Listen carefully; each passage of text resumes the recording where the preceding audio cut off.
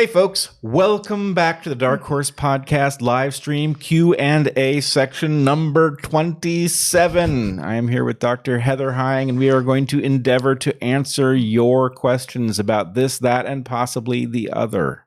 Maybe the other. Maybe. We'll see if we get time. to it. Yeah. But we wanted to start by saying that our normal schedule would have us doing our next live stream, number 28, on the 4th of July, which obviously is a meaningful day here in the United States where many of our viewers are from. And we think we're going to go ahead and do it, expecting fewer people to be able to tune in live. But, no, you'll tune in. It's the 4th of July. This is a very patriotic podcast. You'll be there. But please bring your own barbecue. For COVID reasons, we cannot supply it for everyone. True. Yes. Yeah. I thought I'd mention that. Thank you. I know I feel better having heard that. It'll be cheaper. Yeah. And then also for those of you who have joined Bret's Patreon of late at the $100 level, you get access to a lecture conversation a conversation on the first Saturday of every month, but that will be delayed by a week. So you will also make an announcement on your Patreon to this effect. But that is the Coalition of the Reasonable Discussion, which has been fantastic. There are people who have been doing it for years, and I think we all look forward to it every month because it's a great reality check, and we come up with some really interesting things, which are now finding their way into actual efforts to change the system. Yeah. So you'll announce this also to your patrons, but that will not happen on July 4th. That will happen the following Saturday. And as long as we're talking about Patreon, we did our first private Q&A live stream last Sunday for DarkHorse members, which you get access to at my Patreon. And I think it was a very good success. We got a lot of great feedback. So you can join us there as well. That one, it's a private link, but you can see it at any time, and we will be doing one of those every single month, private Q&A. I recommend it. I thought there were some really great questions, and it was more intimate because smaller number of people. So anyway, take a look at it. Yeah. All right. So we're going to start as we did last time by picking up just a couple of comments, questions that we got last time that we didn't get to. So 4 of them. First question from last time, not from episode 27, but from episode 26. Hi guys. My girlfriend says that trans rights activists make the distinction between gender, what you choose, and sex, how you are born. She seems to think that you are misinformed. Any thoughts?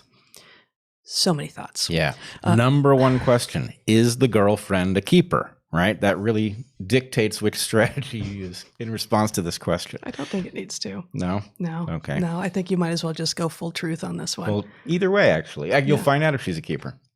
Yes. Okay. Yeah. So consider it some sort of a test. Yeah. So gender, which is what we call in humans, what we would call sex role in other species, is basically the behavioral manifestation of your sex. So yes, there is a distinction, but they are tightly linked. And so it's all evolutionary. And where you draw the line between what is quote unquote biological and what is quote unquote social is somewhat up to you, although we tend not to talk in those terms because the fact is it's all evolutionary. So the fact is that gender follows from sex. Sex is binary. Gender isn't. Gender is the manifestation of your sex. Traditional gender roles were much closer to bimodal, to binary than they are now. At this point, your sex does not decide nearly as many things about what the options you have in the universe are as they did even 50 years ago, frankly. But the idea that gender is simply a choice that is independent of what your sex is or independent of evolutionary process is wrong. And I would say one more thing, which is that not only is that true, but trans rights activists, as compared to actual trans people who are mostly not, in our experience, on board with the TRA ideology, also pull a Mott and Bailey. And so they say this as if it's an argument, which it's not. But even if it were, they will also then say, actually, even sex isn't real. So they have 2 arguments, both of which are wrong, one of which is more patently wrong than the other. But even the sort of the weaker form of the argument, which is that gender is a choice and sex is biological, isn't right. Right. So the tagline that I use is gender is the software of sex. And what that does suggest is that gender is more flexible. It's varied. It varies more between cultures. It is not perfectly plastic, but the thing that was in the middle of Heather's excellent rant there was that just the fact that something is cultural rather than genetic does not mean that it isn't evolutionary. Both of these things are evolutionary. They travel separately through time, so we have this dual inheritance pattern. And gender is not perfectly free. Now, can we free it if we want to at this moment in history? We can. But the idea that because it is not encoded genetically, that it is somehow free from the logical rules of the universe is just nuts.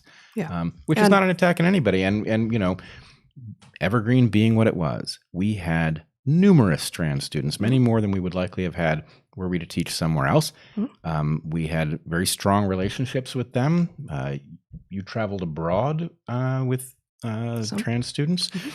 So anyway, I think the thing is, Heather makes this distinction between trans people and trans rights activists, and I can't say what the overlap is, but I can say there are a great many people in the trans rights activist movement who don't sound anything like the trans people who we knew, who were wonderful, I think, without exception. That's right. And I guess, I mean, boy, we have actually said a fair bit about this. I think there's a Rebel Wisdom video of me talking about this, and it's in a few places, and we will continue to talk about this for sure. But one more thing that I will say that I have said before is that if I were coming of age right now, as the tomboy that I was, people would probably be telling me that I was trans.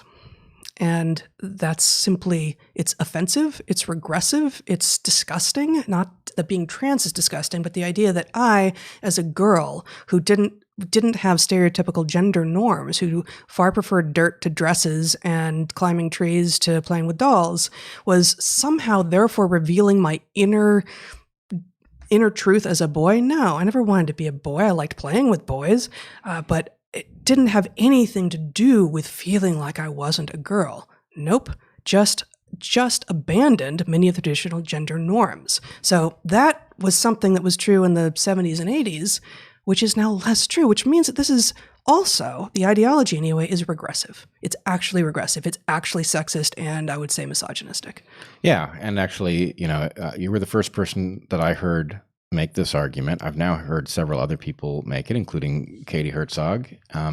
And I'm forgetting there's a list of 3 or 4 amazing women who have now said something along these lines. J.K. Rowling actually said this. And so what are we doing that we're tinkering with something that makes amazing women? I mean, it's a crazy thing to be messing with. And, you know, it is misogynistic. And anyway, it's got to stop. Yeah. All right. So this is a little bit self-serving maybe, but I'm reading this comment from last time. This is not only the most important podcast, but quite possibly in all of modern history, but it's also the most prescient. So that was the word I liked here particularly. Awareness of these issues is of the utmost and pressing importance. I think that's a little extreme. I would say most important podcast in the last 50 years. Oh. Wow. Okay. Next, penultimate question from last time. What subject or subjects in K-12 school were you least interested or proficient in?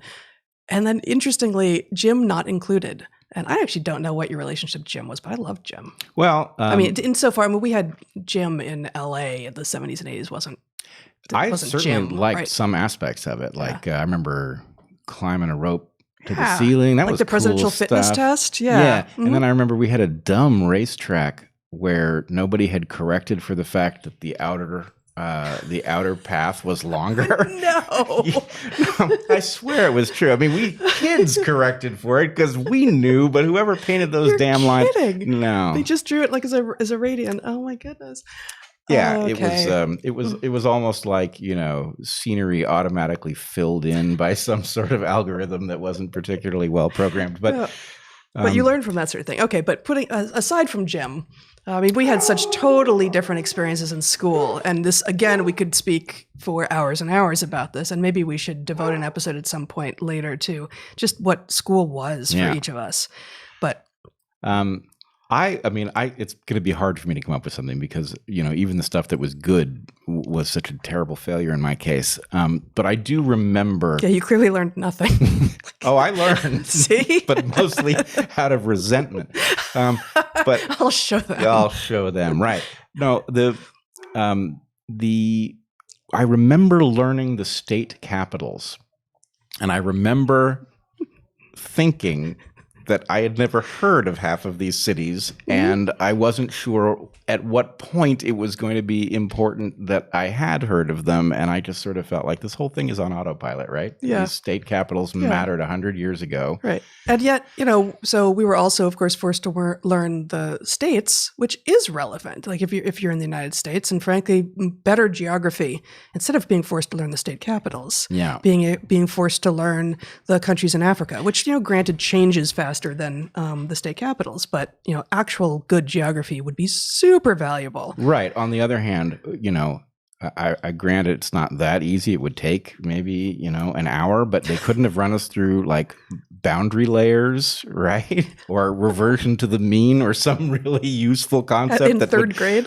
Yes. The earlier, the better. Yeah, if you know those things early. No, you wouldn't use that language necessarily, although we certainly did with our children when they were in third grade. But you do it empirically. You do it with examples. Games. Yeah. Stuff like that. Yeah. No, but I will say,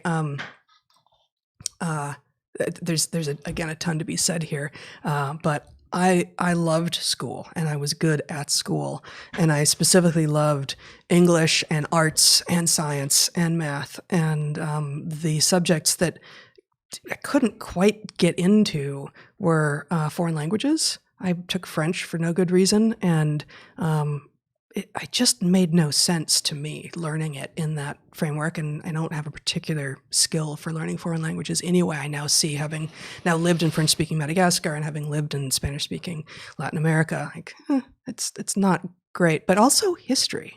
Like, I had so few history teachers that made it come alive, that weren't doing that sort of learn the state capitals version of history. Here's a litany of dates and events without context, without explanation, without analysis, that I couldn't fathom why you would be interested in it. And it really was only through, autodidactic history, but learning it on my own, that I came to really grasp it. The big exception there being actually that at the high school where we met, ultimately, there was a great books program, which really did this sort of interface of literature and history. And so in that, I read Marx, and I read Mao, and I read Lenin and Hobbes and Locke and Rousseau and, and Hume and Kant. And I don't remember most of it, but I still have the books, and that is the way to learn the history and philosophy of our country and of others. Yeah, but you were on that track. You were in the higher level program, so you got the great books. I was dumb tracked, so I was in the okay books program, which wasn't nearly as interesting. Yeah, you got Jack and Jill climbing the hill. Books. Oh man, yeah, I pretty much figured out what was going on with Jack and Jill, but I didn't get Hobbes. So. But you remembered all of it. Every bit. Yeah. Now, really, school for me was a little bit like a Milgram experiment trainer, which I passed every day from second grade on. I was not putting up with that experimenter's bullshit, but no, I didn't get a lot from the content. Yeah. Okay, final question from last time. Where do you guys get your news these days? You have to source it on your own because every source seems to be compromised. If you tune into any sources, if it's good, it's not good because you'll get the bullshit that comes through that same channel. Yep. So I would say there are some places that I look. I definitely look at Rising, which actually I will be on tomorrow. So Rising is pretty interesting. It's on The Hill. It's on The Hill TV. Which, for me, if you said Rising to me until yesterday, I'd be like, I have no idea what you're talking about. So it's on The Hill. Yeah. And it's quite good.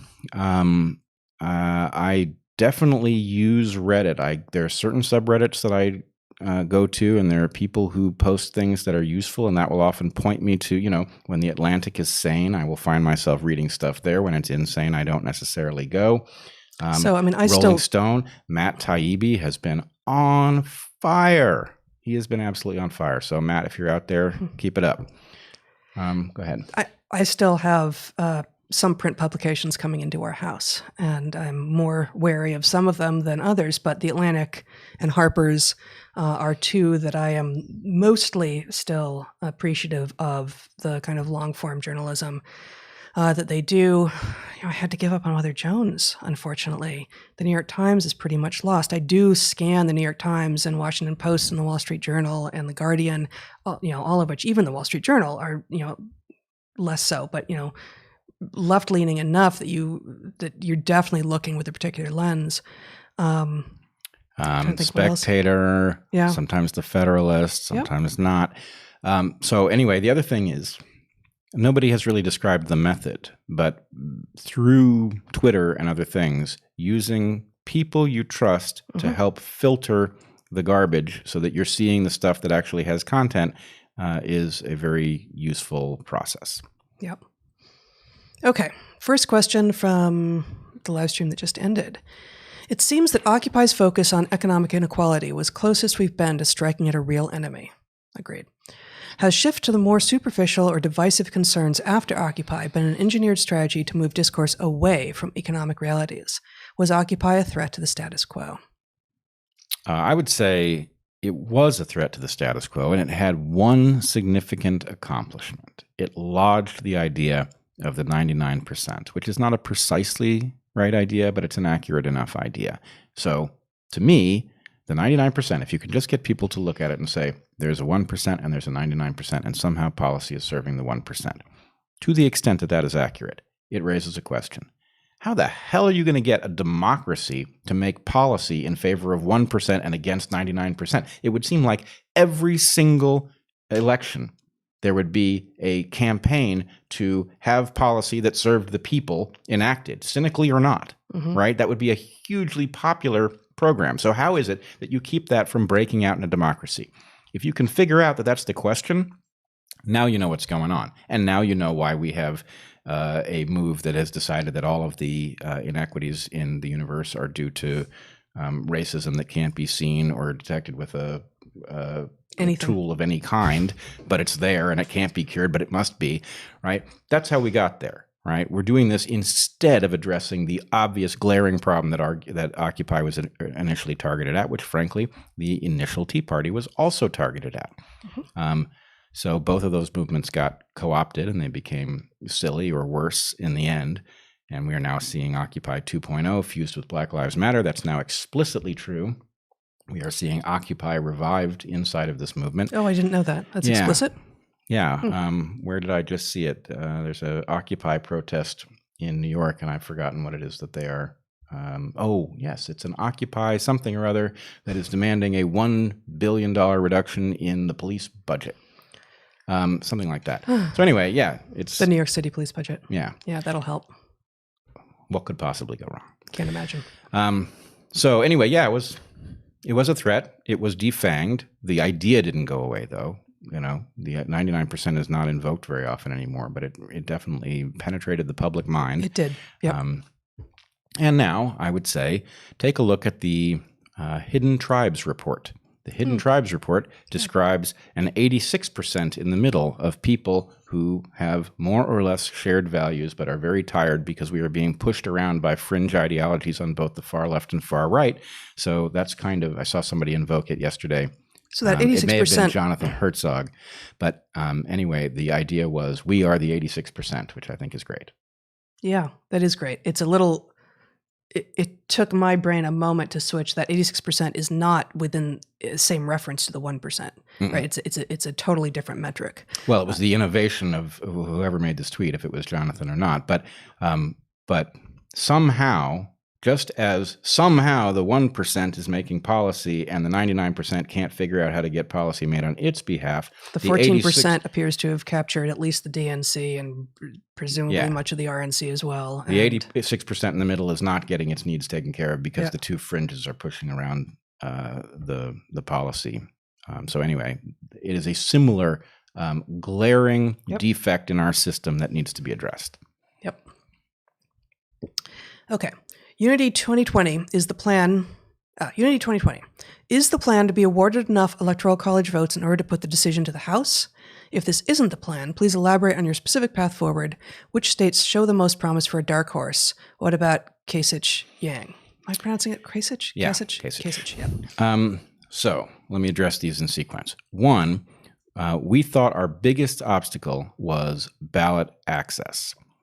It turns out there are at least 4 paths to ballot access that would not require this to be thrown to the House. So all I will say is it does not make sense for us to discuss the details of that plan yet, that actually we will remove some of the potential by discussing them ahead of time. In other words, people who are not interested in seeing us restore power to the people will take up arms against it, and the more they know, the worse off we are. But what I would say is stay tuned. You will very quickly discover what those routes are, and we can talk about which ones are most likely, and it may be that it's a hybrid strategy, but there are ways to do it. We were actually pleasantly surprised when we looked into this matter. And as far as Kasich Yang. Which states show the most promise, and what about Kasich Yang? Well, it's not a which states. We're talking about all 50 states, and this is plausible. We tried to talk ourselves out of this because if it wasn't really possible, we didn't want to put our necks out, but we ended up talking ourselves into the fact that this is possible. You know what you can do to make it more possible? Sign up. Add to our numbers. It costs you nothing. It takes no time. And if you do it, then people who are looking at us thinking, that's a really cool plan, but it's never going to work, those people will start to come over. And what you'll get is positive feedback. And positive feedback, as you know, is the most powerful force in the universe. So let's get there. All right. The last question was Kasich Yang. You know, we have a list of people who, if either Yang or McRaven are not available for this or are unwilling, and frankly, I don't think either of them would be unwilling, but there is a question about can they? Mm-hmm. And if they can't, then we have a list of people who could slot in either place. You will notice in our document, the Articles of Unity, we do not mention any candidates because the important thing is the plan, and there are a great many people who could inhabit either of these spots and would do an excellent job because, of course, the key to any administration is going to be who it's listening to, right? Who is it going to bring in to decide what to do about environmental questions, about economic questions, about the danger posed to us by our enemies? Nobody's a superhero. People don't have encyclopedic knowledge of how the world works on every topic. So it's going to be a question of who they bring in and how they make decisions. And if they're patriotic and they're courageous and they're capable and they bring in the right people, wow, are we on a better path. Next question. Is depression an evolutionary adaptation? If so, then what's the benefit? The cost incurred seems extremely high. Mm-hmm. You want to go? Or you were starting? So I would say first thing is the person to go to on this is Randy Nesse, who actually is a friend of ours from when we were in graduate school. I took several. Did you ever take anything from Randy? It was in seminars with him, but no classes. So anyway, he is an important force in evolutionary medicine. In Darwinian medicine, he co-wrote one of the most important books, Why We Get Sick, with George Williams, who is now deceased. But in any case, they kicked off Williams, who was one of the most important evolutionary thinkers of the 20th century. Of the 20th century, absolutely, yeah. And also was a friend of ours. He was quite old, but anyway, he is now gone. So Nesse's point, I hope I don't butcher this, Randy. I would say Nesse's point, with which I would agree, is that there is a lot of evolutionary content in depression. In other words, it's not a total failure of the system. It is a feature of the system that is adaptive, that we see emerging in very harmful ways, that modernity has taken circuits that do something useful and it has unleashed them in ways that are harmful. And so like that. But I would just say, to add a final little piece, is paralysis an evolutionary adaptation? Yes, it is. When you're asleep, it keeps you from hurting yourself, right? Do we sometimes see people paralyzed when they're awake? We do. Why would paralysis exist? That seems like a terrible thing. Well, it is if it happens to you at the wrong moment, and it's a very important thing if it happens to you at the right moment. And so the suggestion is that depression will be very much like this. So there's a nuance here that's really important. That the argument is not the category isn't real, depression isn't real, or paralysis isn't real, but that the other contextual factors that exist at the same time change the answer to whether or not it's adaptive. Right. So saying sometimes yes, sometimes no does not mean that we are calling into question the reality of the category. And that I think this is actually a key point that many people who haven't thought evolutionarily a lot may not intuit, may miss. Yep. And I would, the risk of confusing people, I would say that the same thing will turn out to be true for suicide itself, which is obviously a downstream consequence of depression, but that historically it was a very different object, and that in modern times we frequently see very tragic, meaningless suicides as a result of noisy data.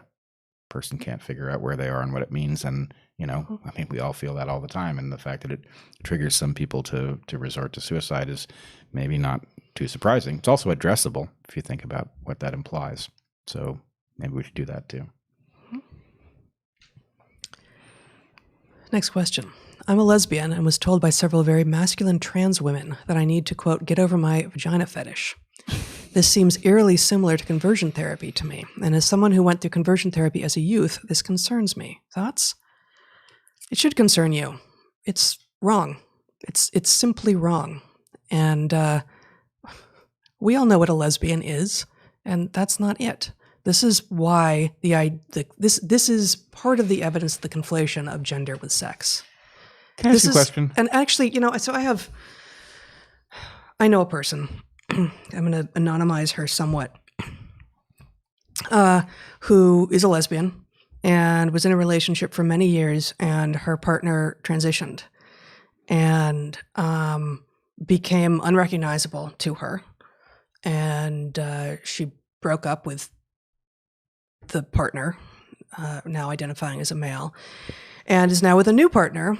And the thing that my friend said to me about her new partner, with whom she's been for several years now, was not only did my previous partner change in personality at the point that she was transitioning, but I also realized that the changes physically were unappealing to me. And I've come to understand something that I wouldn't have allowed myself to think before, which is that this friend of mine, actually really prefer very feminine women. That's just the phenotype that I like. And I'm being made to think that this is bigotry. And the fact is, I've chosen this woman I'm with now, this love of my life, is a very slight feminine woman. And if you had asked me 20 years ago, this woman is a total badass. She's very, she's not butch, but she's very physically adept, and is probably a tomboy herself and all of this. And she's saying, I'm just not going to be ashamed of this anymore. I'm in love with this woman, and it turns out that this woman happens to have the body type, etc., that I am also attracted to. And guess what? That's part of what being a lesbian is, being attracted to women, not natal men who have declared that they're women, no matter how much other things they've undergone. And not to say that some people who are lesbians wouldn't fall in love with trans men, but the whole thing is ludicrous. The whole thing is completely ludicrous. This falls in Douglas Murray's category of things we knew until yesterday. That's a really good category. It's a really good category. I'd forgotten about that. But this has gotten preposterous. How the fuck is it that some man telling a woman that she needs to get over her vagina fetish is not sexual harassment or worse? Yes. How is that not obvious? How is this not obvious? Frankly, I can't imagine. If I was on the jury and she had flat out hit this person, I'd think he'd asked for it. If the person writing the question had flat out hit these very masculine trans women who are telling you need to have sex, you need to be attracted to them and probably have sex with them in order to demonstrate your lack of transphobia. Until yesterday, in Douglas Murray's schema, we knew that this was insane. Yeah. We knew that. Right. And I think the correct response might be something like, no. Not going to happen, bud. Good try. But go back to argument school, because that isn't one. Oh, yeah. Okay. Thank you. Next question. Thank you, too, for all you do here. Thanks also to your son. Yeah, Zach. Yeah. Can you help me understand what the attributes of a maoist revolution are? I'm having trouble wrapping my head around the concept. Whew, that's a big question. Well, let's first of all, we will be attacked for saying that this is a Marxist revolution, even though leaders of BLM have said into a camera that they are trained Marxists. Trained Marxists, and that's what they're about. But nonetheless, that we will still be wrong asserting that they are, even though they have asserted that they are. And many of their talking points are the same ones as other people who have identified their movements as Marxists of using. Things like looking to dismantle the nuclear family. Yeah. Right. But I would say but that, like, the dismantling of the nuclear family is actually straight out of Marx. You know, he finds, I think Marx and Engels in the Communist Manifesto specifically say that that you have to go after the nuclear family as the sort of the center of the bourgeois thinking before you can actually, seize the means of economic power, et cetera, et cetera, et cetera. I don't have it here, but but think about this, right? Yeah. This has everything to do with cults breaking your connection to your friends and your family in order to invade your mind, because they need to deny you the reality check. And so going after the nuclear family is multifaceted here. There is a problem with the nuclear family in Black America, as I have argued very plainly. Where does it come from? It comes from a sex ratio difference where a large number of men are taken out of the mating pool. And what that does is it undercuts the bargaining position of women mating and dating in the Black community. This is a perfectly predictable demographic fact that has nothing to do with being Black. So that thing then causes men not to stick around. Why? Because men who have lots of sexual options are harder to pin down. You know, you can ask any woman with common sense if that's true, and they will tell you that it is. So this is a predictable catastrophe. But rather than address the causes of the catastrophe, they want to tear up everybody else's family, which is insane, right? The nuclear family is very important. It's very important for many reasons, including your nuclear family will provide you a reality check when people tell you crazy stuff and insist that you say it too. So it is in deep need of resistance. There was some other part of that question. What was it? Yeah, well, what are the attributes of a maoist revolution? Oh, the horizontalness, right? Okay. The fact that this thing comes at all of the, it comes at the people close to it in the form of those they know, and then insists that they, and also uses the youth to spread the word at first. That the Red Guard were, even high schoolers and college students who basically denounced the would-be authorities and shamed people into complying and put placards around their heads and made them publicly swear oaths and such. Yep. The struggle session is the key defining feature. Yeah. Can we replace the concept of checking your privilege with something like share your blessings? The idea being inspiring gratitude might work better than making people feel guilty. That would be more effective. That suggests, though, that the people who are asking you to check your privilege are actually interested in changing things for the better. And I think many of them are not. But I agree that gratitude is a far more effective and loving and generous emotion and ploy to use with people. In part because real gratitude isn't fakeable, right? Just like, real apology is so valuable, and real gratitude is so valuable because they are inherently honest. It also strikes me that there is a verificationism versus falsificationism take and a type 1 versus type 2 error take here, in the sense that if you are focused on what is wrong, then you may view the world through very dark lenses, and you may have the sense this thing has got to go, right? If you instead look at what's going right, then you would understand that you can't possibly afford to tear up Western civilization, because if you do, you'll be way worse off, which does not mean that you should not be demanding a fix for what's wrong, but it means that upending the part that works because you're not noticing it or you're discounting it is just self-destructive as all get out.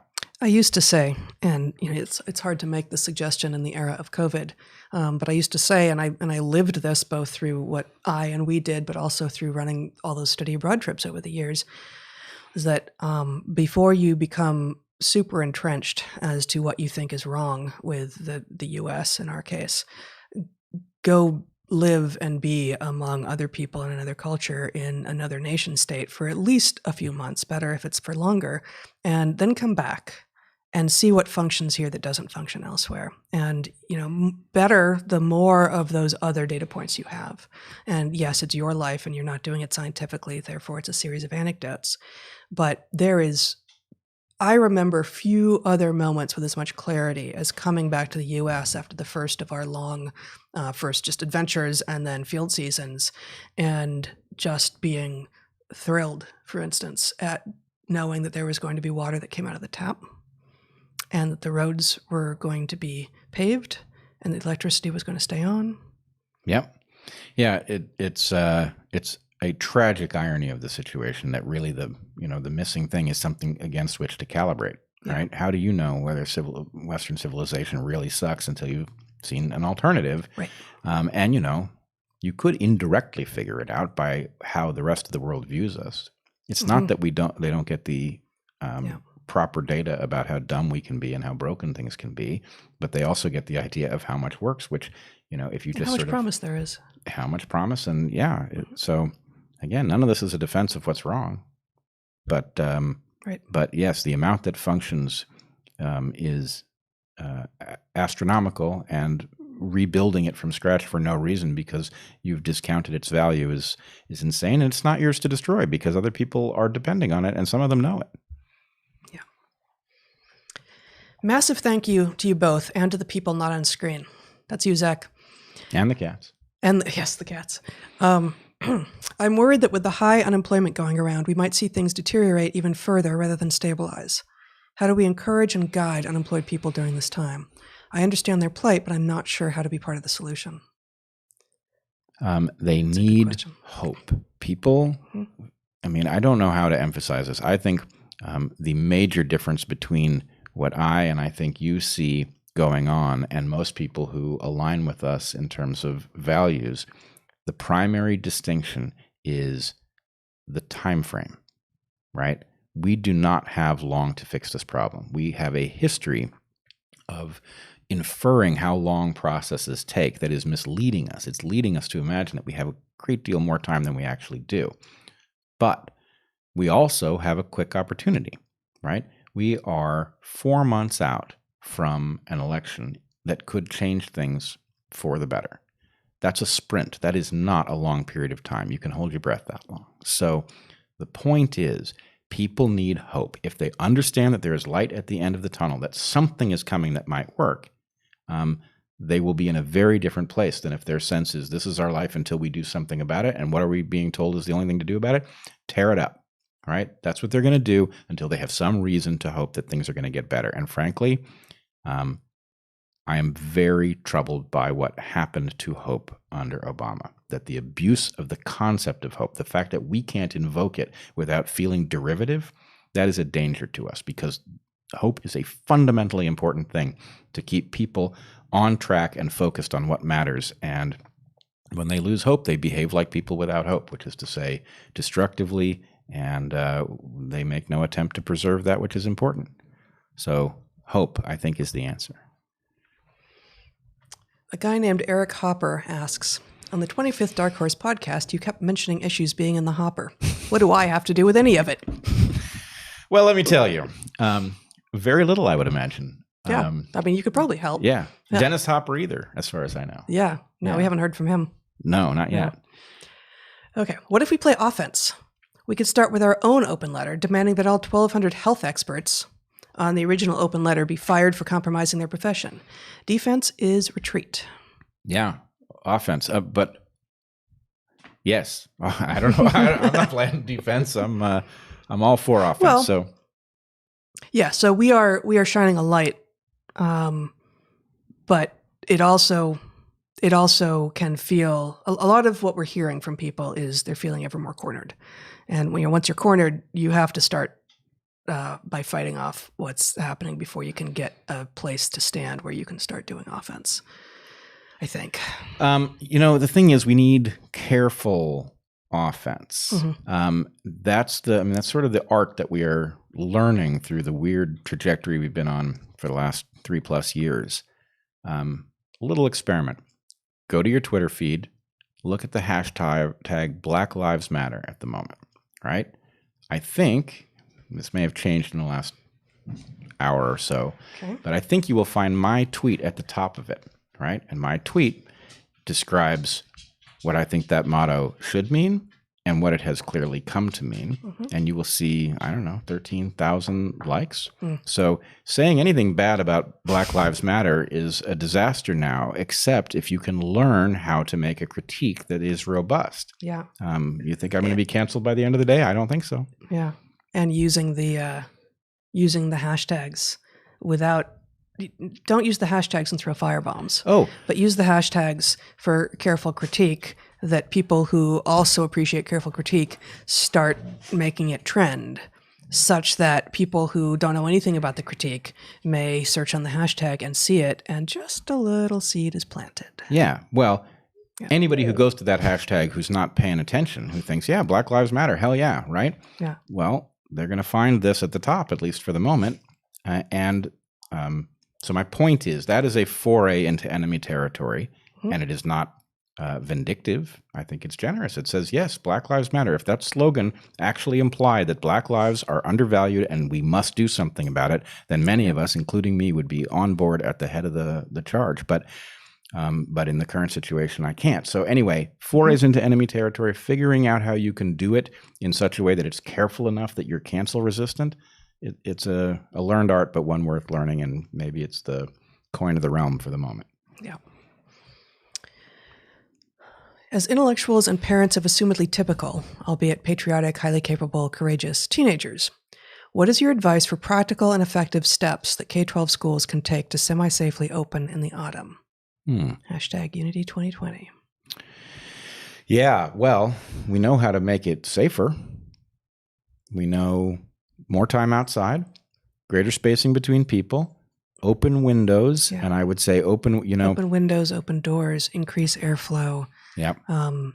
Increase airflow like fans, probably in masks windows. inside, but increased airflow with outside air. Yes. Increasing airflow with entirely inside air does not seem to reduce infections much, if at all, and in fact, those who are in the line of the airflow are more likely to get sick. Well, I think it depends how much you scrambled the air, but yes, given a haphazard scheme, it probably wouldn't work. But at least in the autumn, air from outside, pumped in at a high rate, spacing between people. This is all. I mean, this is tough if you live, in Minneapolis. Yeah. What are you going to do in January? You're not going to have the doors open. Well, does anybody live in Minneapolis in January? I'm sorry. I apologize. We lived in Southeast Michigan for many years. Well, we were tropical biologists. It was the obvious place to do that. I made a point of going to Madagascar for most of those northern winters. Yep. Yes, not most. Several. So the other thing is there are technologies that we could bootstrap that would help this, right? Like here, I'll dump one into the public domain because I'm not very well going to patent it at this moment. Well, how about lights that pump out UV spectrum stuff when nobody's in the room? Yes. Right?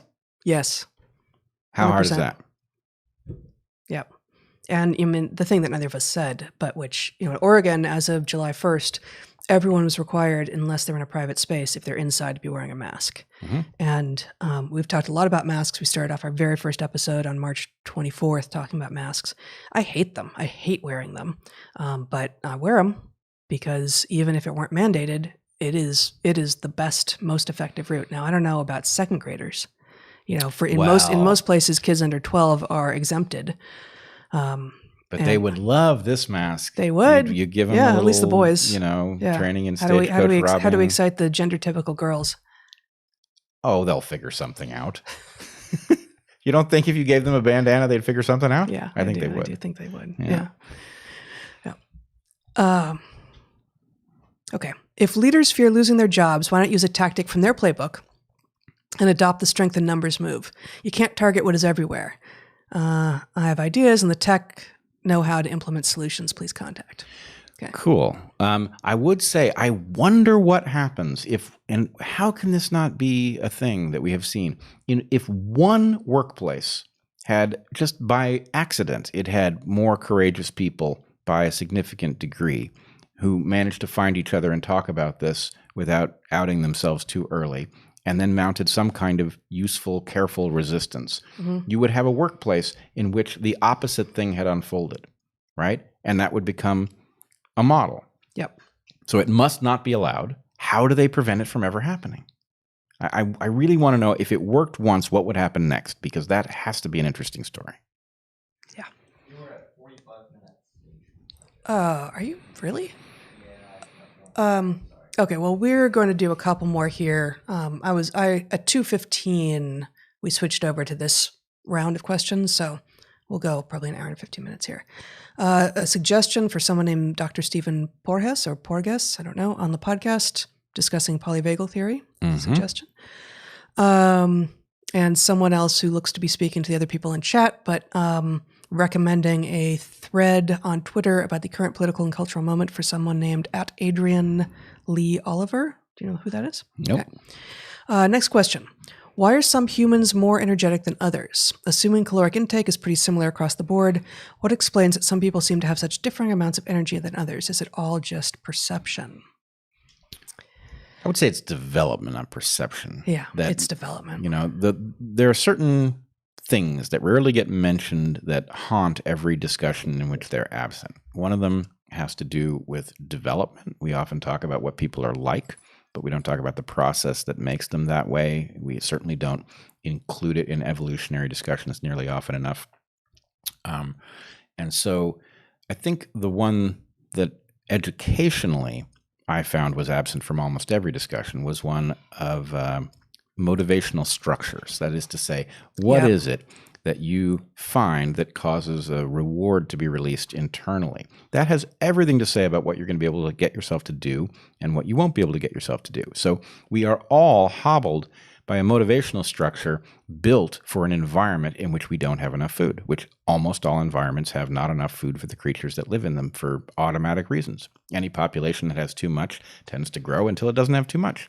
So what that means is that our physiology and our neurobiology are wired around getting us not to spend energy, right? Because spending energy is then energy you have to replace by finding more food if you can preserve it. So this causes people who do not have a developmental experience that gets them to value what happens when you are energetic tend to default to being sedentary, which is very dangerous. We have too much food, most of us, and so what that means is we'd be better off to burn more. But it's very hard to convince your physiology of that when it has what's probably billions of years of nearly unbroken privation. So this is it's something we trip over because our environment is very novel, which is, of course, the subject primarily of our upcoming book, What Happens to Creatures That Find Themselves in a Novel Environment Like Us. I guess I would add one thing at the mechanism level, which is hormonal. So in keeping with the focus here on development, let's skip from this more sort of polyhormonal example of energy, because there's a lot of factors that go into that, but certainly it is hormonally mediated. One of the reasons that, going back over into the trans discussion, one of the reasons that many of us object to the idea that you can simply transition from being a man into being a woman, full stop, is that hormones aren't just on-off switches that toggle on, and then you're experiencing the effects of estrogen or progesterone or testosterone or other androgens and toggle off. Those are the so-called activational effects, which are in the moment, but there are also organizational effects. And this is a rubric that is used by many endocrinologists, not by all, and it's a schema for how hormones work. But organizational effects are those effects that basically organize or create the background anatomy and physiology on which later developmental, anatomical, physiological, endocrinological effects can happen. And so if you go through puberty, for instance, as a boy and become a man, and then decide that you are going to switch you're going to transition, the fact is that your body was organized hormonally by testosterone and the other androgens, and you can't ever undo those effects. And so it will never be fair, for instance, for you to try to compete against women. Right. So there are similar, but with many more hormonal inputs, explanations for things like diet and energy, that how it is that you have your early childhood and especially puberty, adolescent transitions, with regard to the hormonal inputs, how much exercise you're getting, what kinds of foods you're eating. You can't simply change all of that as an adult and erase all of the effects from when you were a teenager. Those won't totally disappear. There were organizational effects that you are now going to live with forever. Mm-hmm. Yeah, absolutely. Which is the death knell to the argument that people should be allowed to transition very young, or just have their puberty stopped until they know. Right, because you can a always undo terrifying it, and the answer is you horrifying can't always undo it. Yeah. This is a permanent effect, not as severe as a surgical modification in some ways, but every bit as physiological. Yeah. Next question. You have argued that blacks deserve something due to their origin story. Why should they not be viewed as any other individual born into adversity for any number of reasons? Does it matter what group they belong to? Yeah, but this sounds almost like an argument about reparations. It's not like deserve, like compensation. It's like deserve. So let's just be clear. You have not argued for reparations. I have argued that reparations are justified by the history, but that they are such a terrible remedy that we would be stupid to institute it, and that there are remedies that would work to do the job much better and wouldn't head us into very dangerous waters from which we probably would not recover. And just asterisk, Coleman Hughes writes extraordinarily well on the question of reparations and why he thinks it's not a good idea. Yeah, I think, frankly, a lot of people who've thought very carefully about it, including a great many black scholars, recognize that it's just not a good remedy. Yeah. But anyway, the point is, deserve, why do you deserve to have a healthy environment? Yeah. Well, in that sense, that's the sense of deserve that I mean. Every American should have access to the necessary prerequisites to live a decent life. And to the extent that people are born into circumstances that they don't have the tools to get out of by virtue of the way things are distributed, or special hazards that afflict some communities and not others, that's just not decent. So we have an obligation to fix it. And what I've said before is that Native Americans, American Indians, and American blacks have a special case. It's not the same situation as populations that came from elsewhere in the world, which did face racism, but were able to overcome it. These two populations have a special set of obstacles that come from the origin stories, and they mean those special obstacles require a meaningful remedy, which we haven't yet fully hit upon. But I think it's readily doable. I can't imagine why we wouldn't, and it is the decent thing. So let's do it. Okay, we're going to switch to the questions that have come in this hour and go through as many as possible in the order in which they came in. Bret, in your recent conversation with Eric, you said the Unity plan, quote, is the best plan we've got short term. Now, the deepest plan we have, ... Then you were cut off. Can you finish that thought? Why, apparently not. Yeah. Okay. What I would say, I think what I was getting at in that statement, and it's been days, so who's to say? But years in social media space. Years in 2020 time. Yeah. But what I think I was getting at is this: we are talking at this level about how to take a very broken electoral system and hack our way into it to be able to do enough useful that things start moving in the right direction. That's the reason for the Unity 2020 plan. Longer term, the question is, well, what do you do having gained access? How can we make civilization more liberating at the same time that we make it safer, right? That's a readily doable thing. We are what a systems theorist would say, we are stuck on a local optimum. There are higher places we could go that would accomplish more of the values that we all share, but we can't get there by virtue of the structure of the system that keeps us on these little low peaks. So how you address that is a deeper question. We have to storm the cockpit, but once we're in the cockpit, then there's a question about, well, actually, where do we really want to go? And I think, I'm itching to have that conversation because I know that we can do better on almost every front that people would want us to do better, that all decent people would agree would be a positive change. And how to do that involves compiling people with the right sorts of insight and having discussions about what will work. And, if you're hearing this thinking, oh my God, he's a liberal. He's going to do some do-gooder thing, and it's going to create damage. Well, no. The whole point is, look, liberals tend to miss the unintended consequences of positive change. So how can you hedge out that risk so you can move in a direction, discover whether it works, abort the progress in that direction if it's not working? These are all readily doable, and we've lost track of it because we've seen nothing but predatory governance for most of our lives. Next question is from Echo, who reliably asks excellent questions. This one, I think, due to limitations of character count, is a little hard to parse. So I'm going to try.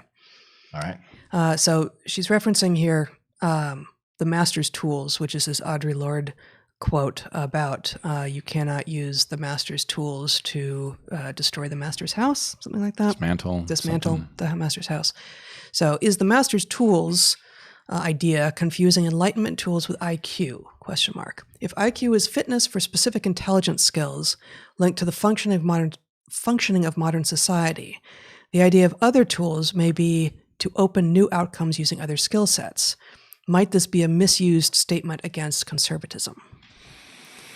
There's so much there. Yeah, that's a hard one to parse. Yeah. I would say, look, I'm sure there are interpretations of this quote that can be rescued, but the problem is the quote doesn't come with an instruction set. So even if it, as it was delivered, it made sense, the way it is now wielded, and we know this firsthand because we've seen it done, it is typically wielded against things like science, right? The idea being, well, that's your toolkit. We're not going to be able to use that to get where we need to go, which is nonsense. You know, as I have said many times, you know where the best tools are? They're in the master's tool shed. And for good reason, for obvious reasons, right? You want tools to take apart the master's house? The master's tool shed is the place to find them. So we need to democratize those tools. We need to get them to as many people as we can and teach them how to wield them with great deftness. And that is the solution. And to be told that it is the opposite of the solution is nothing but counterproductive. Yeah. So, I mean, I think, and I'm sure Echo would agree with the idea that the Audre Lorde quote makes no sense. But the more I look at this, the more I think that what's being asked here is, is it possible, in fact, that there are more things that humans can do than those which have been privileged by the current society in which we live? And if we look to some of the other skills that humans might have, might we build a different kind of future that would be, in fact, more just and free for everyone? Oh, of course. There are tools that aren't in the master's tool shed. They're not in anyone's tool shed, and bootstrapping them is a great idea. I mean, in a sense... And implied in the master's tools quote is we, the historically and currently oppressed, have special access to those tools, or indeed, we have had those tools all along, and you, the dominant oppressor class, have kept us from using them and kept them from being valued. And there may be some instances of that sort of, maybe, but the idea of none of the tools and therefore none of the outcomes that we are currently living with are valued or can have a place in the future that we want to design and that we envision, that's clearly heading towards dystopia very quickly. So I will say more in the future about the term DarkHorse and why I chose it. But the basic idea is that the DarkHorse, which is a feature of a story, I think I've talked about this before, written by Benjamin Disraeli. The DarkHorse has been trained in secret, and therefore no one knows how to bet on it because they don't know what it's capable of. So that is... So it's dark is not a reference to its color. Well, it is dark, just by happenstance. But it's the metaphorical meaning of its darkness is more important in the story. Yes, right. So the point that I'm making is that very metaphor suggests that there are tools beyond the common ones, right? And that those tools every so often emerge and they change things. So, the Fosbury flop, for example, changed high jumping. I don't know that high jumping is particularly important, but the point is something enters and everything changes. And, same could be said for Black people in many sports, including baseball, as Matt Taibbi was discussing in his takedown of white fragility. Anyway, there's lots to be said for that which we do not know because our vision is limited to that which we expect. Yes, absolutely, there are tools beyond what the master has. And yes, those might be even more useful, but don't neglect the tools in your shed because they're awfully good. Yeah. I've heard you say that memes must be subservient to genes, but also that we must rebel against our genes. Wouldn't rebelling against our genes be a set of memes? Help me reconcile the contradiction. Well, no, I think your question reveals that you get the problem. It's not a simple one. We are wired such that our cultural nature is subservient to our genetic nature. But if you can hear this podcast, you can also hear me say, if you knew what your genes were willing to do in the service of spreading them, you'd throw up. Right? No, it's absolutely despicable, some of what they want. Now, some of what they want you to do is absolutely beautiful. Right? But to choose that part of what your genes want you to do that is honorable and decent and fits who you claim to be, and to reject that part that is despicable and destructive and not who you want to be, that's the sweet spot. So you're already in rebellion, right? Now, the question is not, can you rebel? Of course you can rebel. The question is, can you rebel without providing an advantage to those who don't rebel, those who will do everything their genes want them to do? That's the deep question. I don't think anybody knows for sure what the answer to that question is. I can tell you that I don't know of any reason that that is impossible, but I do not think it is a simple process. We have to figure out how it is that we rebel against the portion of what our genes want us to do that does not fit our understanding of ourselves without providing advantage to those who refuse to join us in that process. And as far as I see, either we figure that out or we're cooked. Courageous, capable patriots?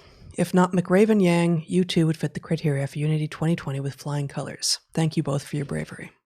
Thank you. Thank you. Yeah, I see it. It doesn't Who's fit going to be on the left? Dude, have you seen my political compass test? Yeah, no, you're a little bit farther left than I am, Yeah, actually. I am. Thanks. Here's the thing. First of all, a you-me ticket doesn't fit one of the features of the plan, right? That's why I said who's going to be on the left. Oh, I see. Yeah. I'm not a plausible Republican. No, you are not. Nope. You are not a plausible Republican. I'm not a plausible Democrat anymore either, though. Right. Yeah, me either. So yeah, anyway, that is a problem. But it doesn't work for this plan. Yep. Yeah. Hail, professors. Now, Professor Weinstein, don't hate the player, hate the game. We should focus on structural change to maximize opportunity for everyone, in my opinion. I don't know what that's a reference to. I don't know either, but I mean, I agree. Yeah, it's all about the structure of the game. You want people to behave well, build a game in which behaving well puts you ahead. I mean, that's the whole thing. So elsewhere, let's see, in the Fourth Frontier talk that I gave, I describe the following principle. You've got two kinds of systems, right? You're one side of this divide or the other. On one side of the divide, you've got a system where the costs of keeping civilization running belong to the good people. These are systems in which personal responsibility dictates what gets done. Those systems evolve towards ruthlessness. Whereas if you make a system in which the costs of keeping civilization running go to the assholes, they evolve towards benevolence, decency, wonderfulness, beauty, all the things that you would want. So really the only big question is, which side of that divide is your system on? If it's on the wrong side, can you move it? And the farther you move it in that direction, the faster it moves in the direction you want it to go. So you can adjust the speed just by figuring out, okay, to what degree do the costs belong to the assholes? If the costs belong entirely to the assholes, you'll move very quickly in the right direction. If they 50% belong to the assholes, you'll move half as fast. So anyway, this isn't that tough once you reduce it to its elements. But mostly we're just going to argue about whether my saying so is the result of some sort of deep-seated racism that must pervade my thinking because of the color of my skin or some other nonsense. Right. Here's a donation for guitar lessons. Smiley face. Thanks very much for the continued example in two areas. One, faith in science and reason. Two, this presumably is for you, Bret, being a respectful and patient little brother. Aw. Next question. You had a plan for mitigating the spoiler effect of your Unity 2020 plan. What is this plan? Yeah, there are two things that mitigate the spoiler effect. One is the left-right part of this. And by the way, I need to come back to the fact some people, some small fraction of people are thrown by the fact that it says that we want somebody from the center left and the center right. And people are like, centrism sucks, which I agree, it does. But that is not what we're doing. This is not a tepid plan. The plan is about the center because that is where you meet in order to do things like save the republic. Can I interrupt here and say, Please. so you've said this thing about centrism before, and it struck me as strange, and it struck a few other people who commented as strange. Like, what's wrong with centrism? And I think back to your point, I don't remember who you said it was, but said, there's 84% of us who aren't at the extremes. 86%. 86% of us who aren't at the it's extremes. the Hidden Tribes report. Oh, it's Hidden Tribes. Okay. So there's 86% of us who aren't at one of these extremes that seem to be driving policy and conversation at the national and international level now. 86% is therefore the center. Oh, so you're not left out of that. You're not to the left of that 86%. Well, no. I think my leftism doesn't make sense to people because they don't understand what it is. So I am describing myself as a radical because I believe only radical change will save us, that we are on I'm a radical in the same way that somebody who wants to storm the cockpit of a plane in which the pilot has just died is a radical. Therefore, radical action. You're not allowed to storm the cockpit. Well, we're going to fucking die if we don't do it. So I'm a radical, right? But I've also said I want to live in a civilization that's so good I can afford to be a conservative, right? Because I want that civilization that's so good that I want it to stay. I want to be against change because change is very likely to be going to make it worse. So, and there are many features of our society that you do feel, as do I, are very good and should not be changed or dismantled. Absolutely. Right. In fact, a huge fraction of it. So the reactionary thing isn't across the board, burn it all down. No way. That's the thing. If you went through my belief system, I'm sure some of it's wrong, but if you went through it, you'd find a weird grab bag of places where I'm like, yeah, let's go. We've got to change that. And that thing better stick, even though most of the people who are in theory on my side of this debate would disagree. So you'll find an eclectic mix of things based on independently arrived at conclusions about what causes the thing to work. Which is the definition of not being an ideologue. Yes, it's also you and I as well, and your brother and many other people have generated our thoughts and our positions based as much as possible on deriving them from first principles in each of the cases, as opposed to adopting an entire platform from the Dems, the Republicans, the Libertarians, the Greens, or whoever it is, right?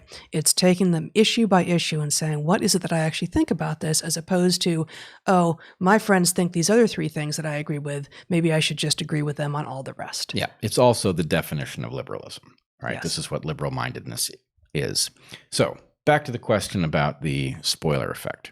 By taking somebody from the center left and the center right, we do not spoil for either party. So the typical spoiler derives from that party to which it is closest and therefore awards power to the party that is farther away. In this case, splitting both tickets, it harms both parties, which is good because the parties suck. Okay? So that's one way. The other way is that built into the plan is a mechanism whereby if the ticket is not viable as the election approaches, we pull the plug on it, right? So the point is we can revert to that prior state. You don't have to worry about signing on because you're not going to be responsible for some horrible outcome. Either this thing is capable of going the distance or it isn't.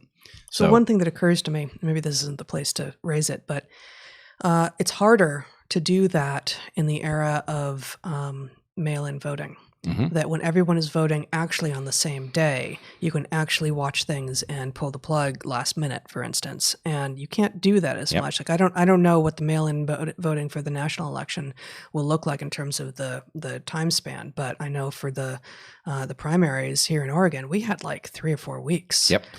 So that obviously in the month before a national election in the U.S., so many things change. October surprise is a standard piece of the puzzle, right? Yep. This is why we have not been specific about the mechanism, is that we don't know the full detail of the world we're living in, and so that we can't build the fail-safe with precision yet. But we are very committed to the fail-safe. We understand this is one of the top 2 concerns of people who are interested in the plan but skeptical of it.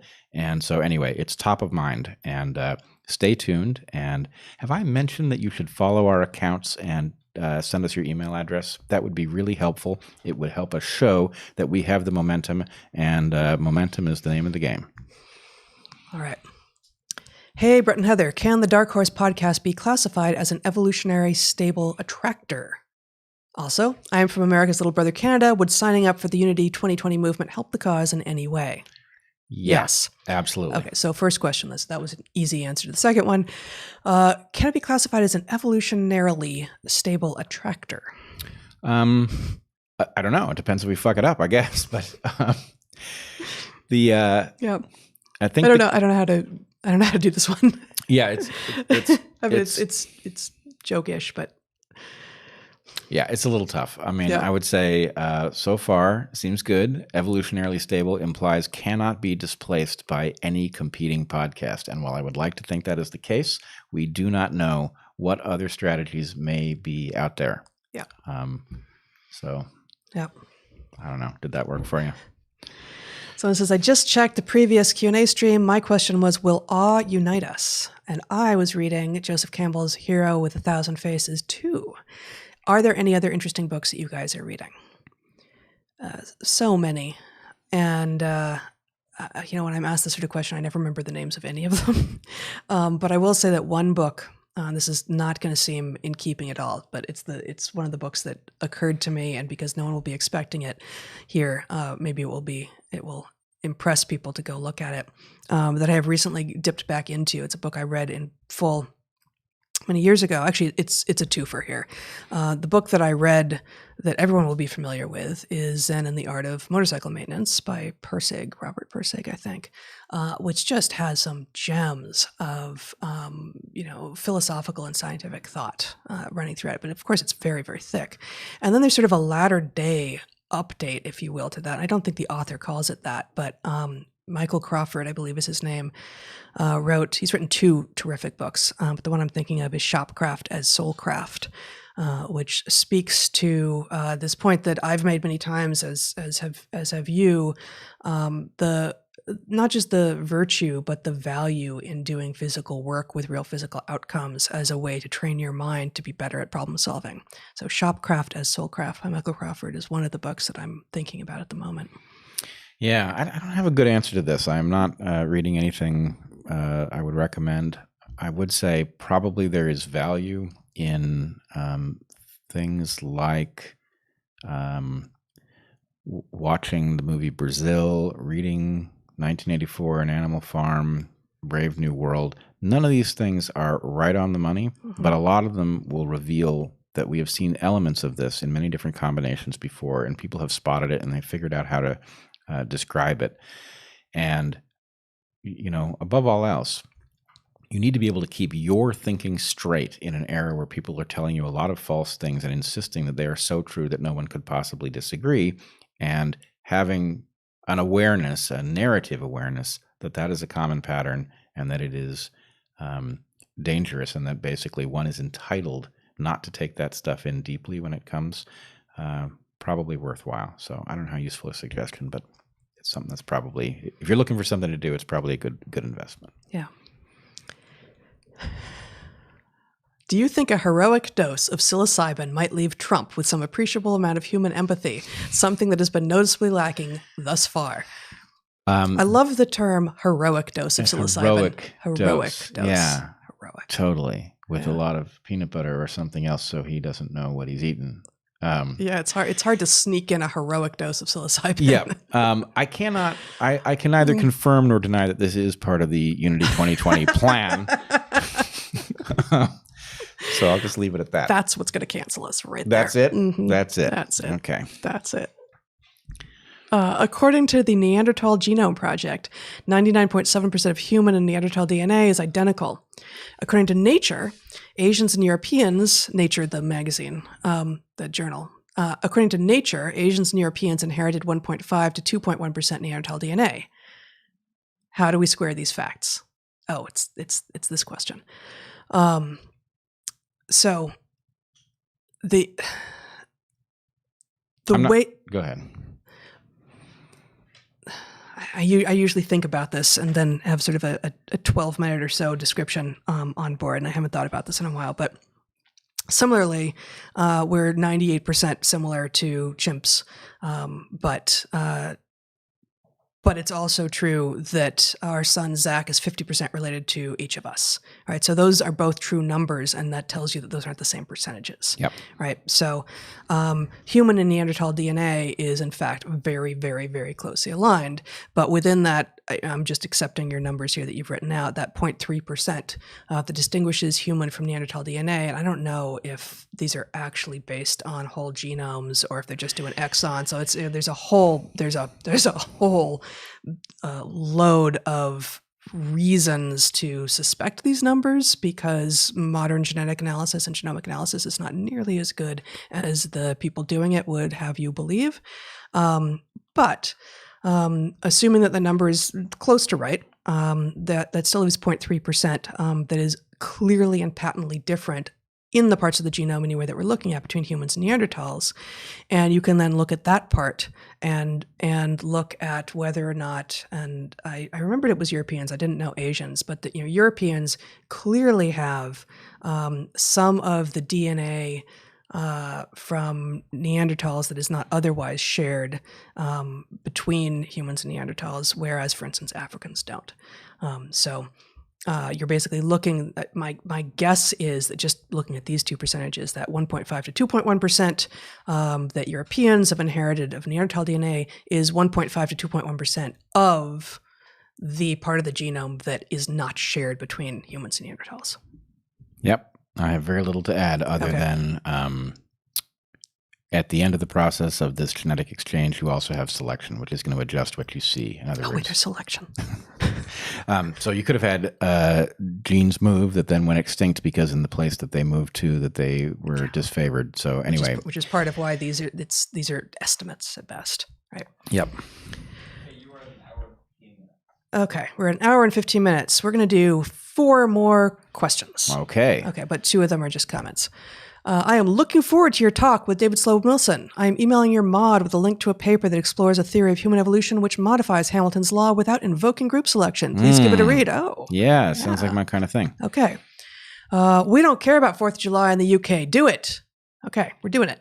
We're doing it, but we're going to make you care about it. You don't care about the 4th of July. I have to tell you, resistance is useless, and you will be assimilated. Nothing? Yeah. Okay. Okay, I'm going to read these slightly out of order because what would be the last question isn't a great place to end. It's a good question. Big fan, guys. I'm a well-known marketer. Built my email list to 40K real quick. Happy to help you guys. No cost. I have some ways that will work to scale up your list real quick. So good. Cool. Actually, if you, sir, would email the DarkHorse email, like send that email. Yeah, go to articlesofunity.org. That will take you to a Medium post, and at the bottom of it there is an email link. So add your email and then email the link with your details. Yeah. Final question. I have to interpret this. I'm going to read it just as it is first. In culture/consciousness, consciousness, progressive, is suited for tackling novelty. So this is like a synopsis of our argument with regard to the dueling dichotomy between culture and consciousness. In Haidt's righteous mind, progressives strongly value the care-harm moral foundation. Is care and harm optimized for novelty? Wow. We may go to one more question after this because I'm not sure we're going to nail this one. I don't feel in a good position. I would have to go review what Haidt had said. I do think, but I'm going to, I'd have to review The Righteous Mind. I mean, we both read it, but it's been a while. This idea that progressives are more likely to invoke issues of harm to others and caring for others than people on the right side of the aisle is a pretty robust finding from psychology, I think. And I don't know that there's particularly an overlap here. And I don't think actually that the model that we have written about and presented in our Princeton talk and such about culture versus consciousness, culture being about maintaining extant values that have been important in the past and may continue to be important, but not in times of great change, and consciousness being what you invoke and need during times of change and when you need creativity. That's about sort of population level strategies that can exist in minds, as opposed to progressive people who identify as progressive, sort of regardless of whether or not things actually need to change or not, tend to have more focus on caring for others and harm done to others.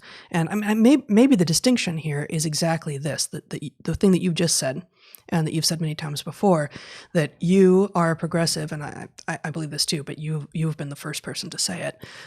You're a progressive who desperately wants to live in a world in which you could call yourself a conservative. Yep. That points to actually the ideological problem with saying I'm just a progressive or I'm just a conservative, yeah. Right? And so this culture consciousness model is specifically an evolutionary model because it identifies the fact that conditions change, and as conditions change, so must strategies if they're going to be effective. Well, you can get there two different ways. Yeah. You can either default to listening to the people who are on the side of the spectrum that matches the era you're in, but that's hugely wasteful. Yeah. Right. The better way is for people to recognize what era they're in and to move from whether they are trying to conserve the structure or upend it based on whether or not it is working or it's come to a dead end. Mm-hmm. Good. Let's see. Let's find one more question. A couple just buying you a beer, bro. Nice. Little something to hopefully help get you out of the gig economy. Just a Bret, say thanks to your brother for the encouragement. Yep. Okay, one last question. Oh, it's a small one. This is easy. No, it's not. Slightly off topic, but given the state of higher ed, would either of you or other members of the IDW ever consider building a potential parallel educational institution? What? Yeah, we've been on such a project. At the moment, it is suspended for reasons, but yeah, we would be excited about the prospect of architecting something new that didn't suck. That's kind of the objective: education, but not sucky. Yeah, that's a great tagline. I think actually we'll just stop there then. Okay. All right. Well, thanks everybody. This has been great fun. Don't forget to sign up for the Articles of Unity Twitter handle. Send us your email address. Be well. Oh, you might also like and subscribe and respond in the comments to the live stream here. And if you want to participate in long conversations with Bret on his Patreon, go to his. And if you want to get included in private monthly Q&A live streams, come to my Patreon. Yep. And if you want to be sent to Mars, sign up for Elon Musk's Twitter. All right. See you all. It's been great. We'll be back on the 4th of July.